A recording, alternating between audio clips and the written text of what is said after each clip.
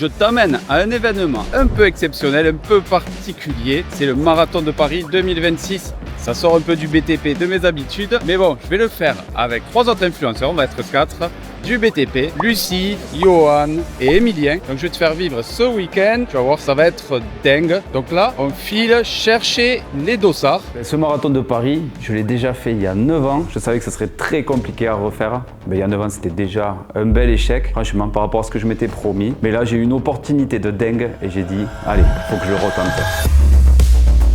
Ça va être génial. Ça fait mal. Alors, est-ce que j'ai un passif de sportif? Oui, entre guillemets. J'ai été en STAPS, donc en fac de sport, pendant 2 ans. Et ce qui a fait là le lien par rapport au BTP, par rapport au fait que je sois là pour parler de ce marathon, en fait, c'est Lucie Amand. C'est une électricienne plombière, créatrice de contenu, qui a eu l'opportunité d'inviter des personnes pour faire ce marathon pour Schneider Electric. C'est eux qui sont sponsors majoritaires du marathon. Et il y a de ça quoi 8 mois, Lucie elle m'appelle, elle me dit « Cédric, j'ai un truc à te proposer, ça va être dingue. » Je dis « Ouais, vas-y. » Elle me dit « Si tu veux, on va faire le marathon de Paris ensemble. » Moi, je me suis rappelé ce que j'avais fait déjà il y a 9 ans. Je me suis dit « J'ai une revanche à prendre, je ne serai pas seul. » Comme elle me l'a présenté, en plus pour Schneider, je me suis dit que ça pouvait être vraiment génial de le faire ensemble. Donc, je lui ai dit « Allez, ça marche, je te suis. » C'est bon, merci beaucoup. Super. Voilà. On est bon. Donc après vous partez, il y a tout le monde, de toute façon vous ne pouvez plus faire demi-tour. C'est ça. Vous allez récupérer votre t-shirt, votre sac avec le petit gobelet super sympa pour ravitaillement sur la course et le village marathon. Allez, Voilà, ça pour marche. faire chauffer la carte. C'est ça. Voilà. Ça prépare. Merci. Très bien, bonne soirée. Au revoir. Je me suis retrouvé donc porte de Versailles pour aller chercher mon dossard. Et il faut savoir que j'ai déjà fait plusieurs éditions là-bas de Batimat. C'est le salon en fait du BTP, un des plus grands salons d'Europe et du monde, où je suis allé filmer pour différentes marques, aussi pour le salon. Et me retrouver là dans un autre contexte, pour le sport, voir tout ce qui a changé, les halls et tout, de plus voir des machines-outils, mais voir des baskets et des gels que tu prends là. Je me suis dit, ah ouais, ça change. Et ben voilà. Attends. Il n'y a plus qu'à. C'est ça. Merci beaucoup. Bon, on va faire un petit tour dans le village pour voir un peu tout ce qu'il y a. C'est une première pour moi.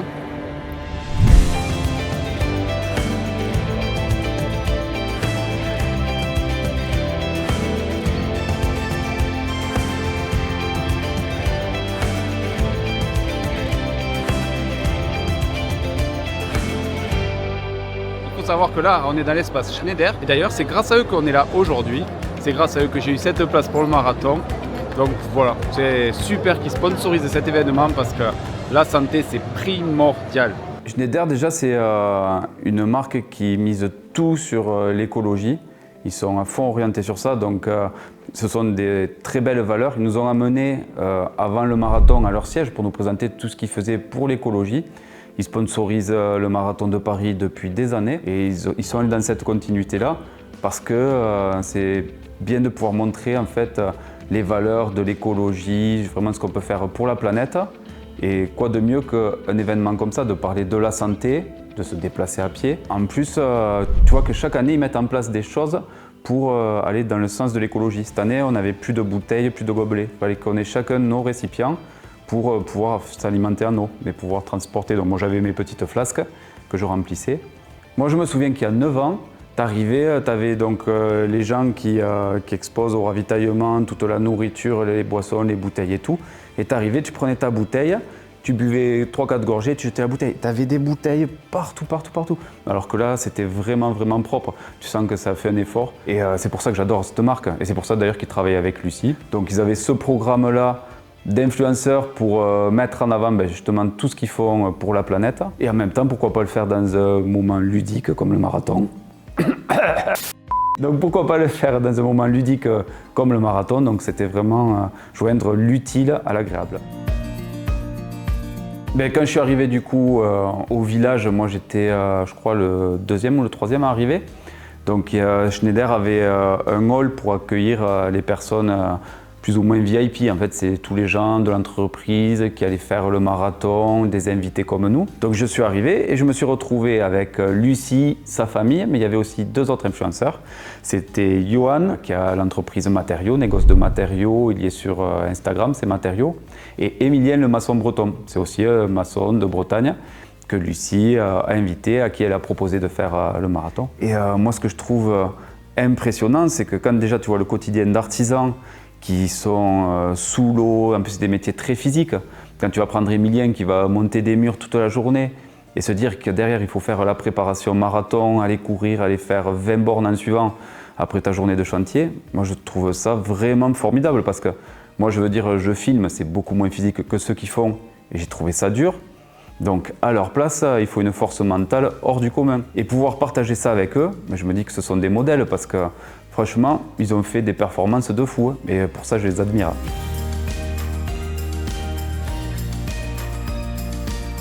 Alors je vois qu'il y a plein de trucs à acheter, des chaussures, des montres Garmin. Derrière, tu vois, il y a il y a des trucs. Bon, moi j'ai déjà acheté tout ce qu'il me fallait avant parce que c'est dur d'acheter en fait la veille tout ce qu'il te faut pour ton marathon. Mais bon, écoute, c'est bien, il en faut, il doit en vendre un peu et c'est toujours bien, ça permet de se préparer à la fin si tu as oublié un petit truc. Ouais, j'ai eu un préparateur de dingue, mais bon, je sais pas si je peux donner son nom, après tout le monde va me le piquer. En fait, ouais, j'ai décidé de faire ma préparation avec ChatGPT. Et c'était un pari de fou. Quand j'ai dit ça à mon entourage, ils se sont dit non, mais tu peux pas faire tout miser sur ChatGPT parce que des fois, il va dans ton sens, tu sais pas trop en plus dans ce milieu-là si ça va porter ses fruits ou pas. Et j'ai dit, écoute, je le tente, on verra bien. Et la preuve, c'est que j'ai fini le marathon. Je ne sais pas si on peut le dire là ou s'il ne faut pas teaser. Et par rapport au programme qu'avaient les copains, les collègues et tout, j'ai trouvé ça vraiment light. Donc j'étais pas serein.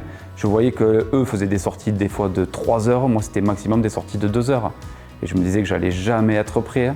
Mais ça, on le saura plus tard.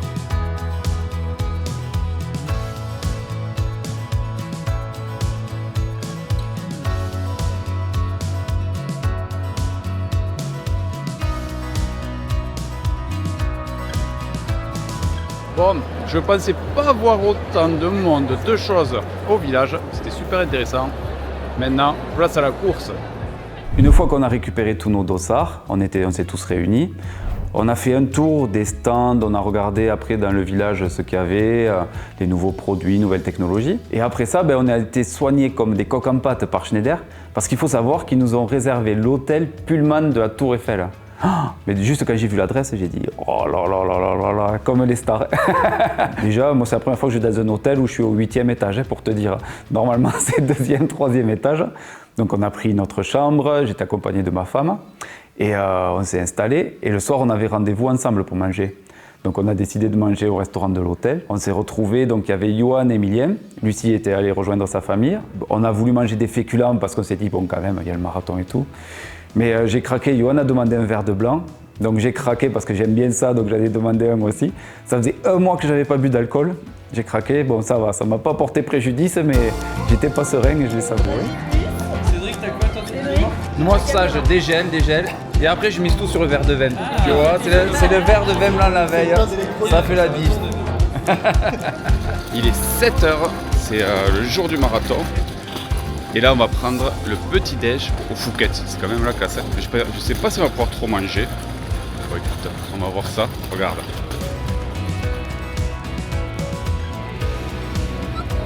Est-ce que tu es prêt? Donc, moi, je me suis dit, bon, on va au Fouquet quand même. Je vais pas me mettre en tenue de sport. Je vais essayer de bien m'habiller. Je me changerai là-bas. Et je me suis bien habillé. J'arrive au Fouquet avec les copains le lendemain matin. J'étais le seul bien habillé en chemise et tout. Ils étaient tous en tenue de sport. Bon, c'est pas grave, mais bon, finalement, j'aurais pu m'y mettre. Toi, moi, regarde, toi, t'es en tenue. Moi, j'ai mis la chemise, j'ai dit on va au Fouquet. J'ai dit, je suis bien habillé. Et il y en a qui savent mieux s'habiller que d'autres. Ouais, mais toi, t'es prête. On verra qui passe à ligne d'arrivée. Et donc, arrivé au Fouquet, c'était quoi, 6h30. Il y avait des petits déj sportifs, des mignardises pour les sportifs. Il y avait aussi des ostéopathes qui étaient là pour nous aider avant le départ. J'avais jamais fait de séance d'ostéopathie, j'ai dit allez je tente. Il faut savoir que j'avais une contracture au mollet. Oh, mais elle m'a déglingué, elle m'a appuyé la femme et j'avais mal et elle rigolait. Et ça m'a fait très peur parce que du coup, après quand je me suis relevé, j'avais mal au mollet, je me suis dit je vais pas pouvoir courir. Mais bon, ça on en parlera plus tard. Et voilà, et après je me suis changé, on est allé s'échauffer un peu avant le départ du marathon qui était à 9h30. On a fait quelques pas sur les Champs-Élysées, mais il y avait trop de monde, c'était compliqué. Et après on est rentré dans le sas avant de démarrer. Ça va pas? Ça fait mal. Les gens filment, toujours un truc tout se mal. La dame, elle a payé un supplément là. Tu peux y aller. Apéro. Apéro, direct. Et l'autre Chablis. Ah ouais, t'as pas le cocktail toi. Enfin, un truc détox à la base de betterave. Un petit tir. Ah, tu te files? C'est quoi après tout ça là? Ah, je sais pas. Sur la pistache là. Ah, j'avoue, j'ai envie de manger quand même. C'est ça. Petit déj du Phuket. Ça a l'air pas mal.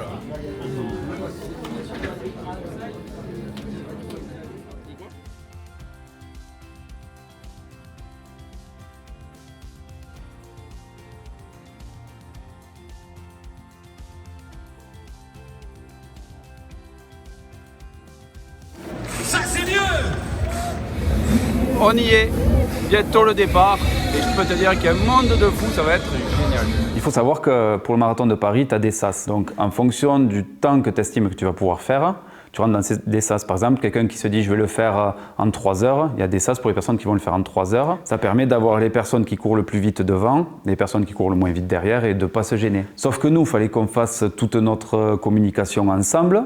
Et Emilien court très vite, il a choisi de partir dans le sas 3h45. Et moi, je m'étais fixé de faire en 4 heures. Donc, on s'est retrouvé dans un sas où il n'y avait que des gens qui courent super vite par rapport à moi. Donc, tu arrives là, déjà, tu te dis, bon, au départ, il ne faut pas te faire embarquer parce que si tu pars trop vite, tu arrives à la moitié du marathon, tu n'as plus de jus et tu es fichu. Et après, il y a un petit détail que tu sais peut-être pas, mais pour le marathon de Paris, tout le long du marathon, tu as une bande verte au sol. Et c'est une ligne verte qui est faite tout le long du marathon. Et ça, en fait, c'est la distance pour faire pile poil les 42 km 195. Si tu t'écartes un peu, eh ben, tu vas faire plus. Et si tu arrives sur les virages à gratter à l'intérieur, ben, tu vas faire moins. Et c'est d'ailleurs ce qu'ils ont repris sur la médaille. Tu as plein de traits verts sur la médaille du marathon. Et c'est cette ligne-là. Moi, c'est Cédric et c'est mon premier kilomètre. Moi, c'est Johan, premier kilomètre.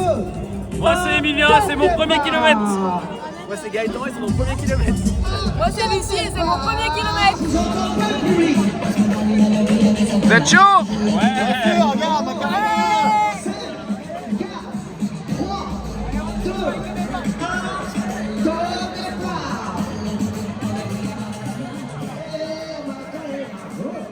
On est parti, ça y est, 42 km.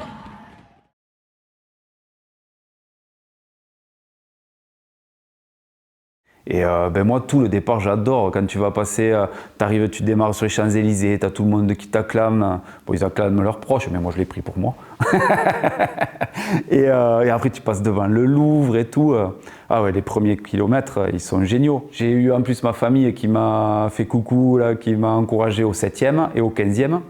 Donc, tu vois, c'est très plaisant. Je recevais les notifications, on est au 7e. Donc tu arrives au 7e, tu les cherches et tout, un peu comme ça. Quand tu les trouves, tu es content. Et voilà, donc non, le début était vraiment très plaisant. J'ai laissé partir ces vagues-là qui allaient très vite et ça fait que j'ai pu profiter de mon marathon en suivant. Vas-y, tu cries Cédric.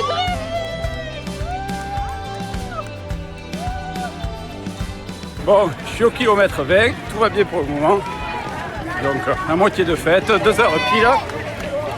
Il y a du monde, de l'ambiance, tout va bien.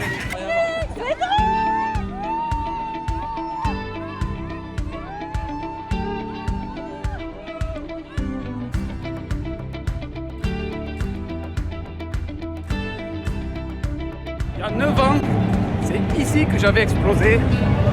On va voir si ça arrive plus tard. Bon, moi je suis en forme, mais on est quoi, au 27e, 28e?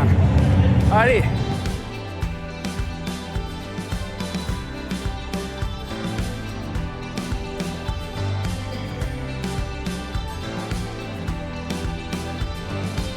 J'ai fait tout mon départ au cardio. Je savais que si j'arrivais à avoir une fréquence cardiaque assez basse, j'allais pouvoir tenir très longtemps. Donc je savais que de 0 à 15 km, il ne fallait pas que je dépasse 150 battements par minute. De 15 à 30, il ne fallait pas que je dépasse 155 et de 30 à l'arrivée, 160. Donc ça, c'est vraiment ce qui m'a aidé, moi, à me repérer en termes d'allure. Et j'ai essayé de suivre cette stratégie conseillée par ChatGPT. Et donc, ça m'a permis d'avancer sur les premiers kilomètres vraiment très sereinement. J'étais bien préparé parce qu'il y a 9 ans, je voulais vraiment faire les 4 heures. Donc, je m'étais fixé une allure dès le début et j'ai dit, quoi qu'il arrive, je tiens cette allure. Sauf qu'au marathon, il y a un truc qu'on appelle, c'est le mur des 30.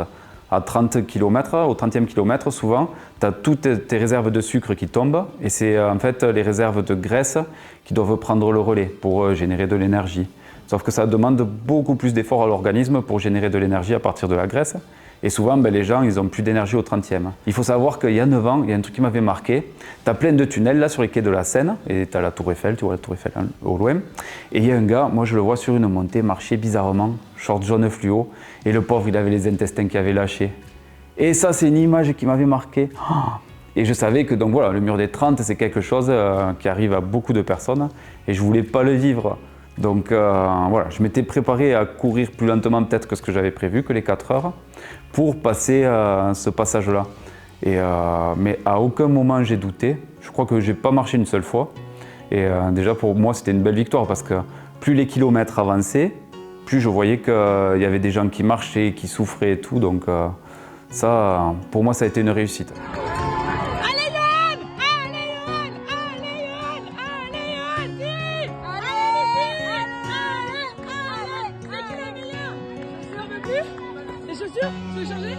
Lucien, un petit mot avant la fin? Eh ben, ça pique un peu le genou, sinon mentalement c'est nickel. Parfait!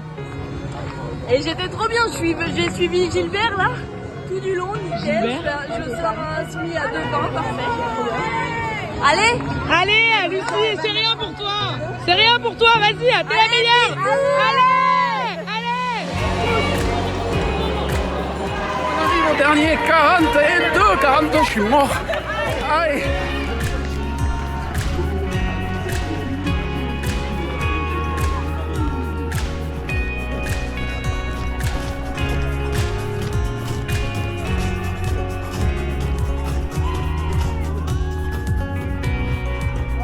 C'est fait les gars! Trop bien! Ah oui, là, quand tu passes la ligne d'arrivée, que tu récupères la médaille, mais franchement, c'est un sentiment. Moi, j'avais la larme à l'œil et tout à la fin, quand je voyais les derniers mètres, tu as tout le monde qui t'encourage. Franchement, tu vois les gens autour de toi émus qui craquent, donc ça te fait un peu d'émotion aussi. C'est des mois de préparation. Et quand tu arrives, tu dis ouais, j'y suis arrivé au bout de l'effort et tout, tu as des montées d'émotion. Après, je suis un bonhomme, donc j'ai dit tu pleures pas. J'avais envie. Et donc là, tu passes la ligne d'arrivée, ouais, t'as les nerfs qui lâchent, c'est un moment inexplicable. Et c'est le kilomètre 42. C'est mon 42e kilomètre. J'ai trop mal aux jambes.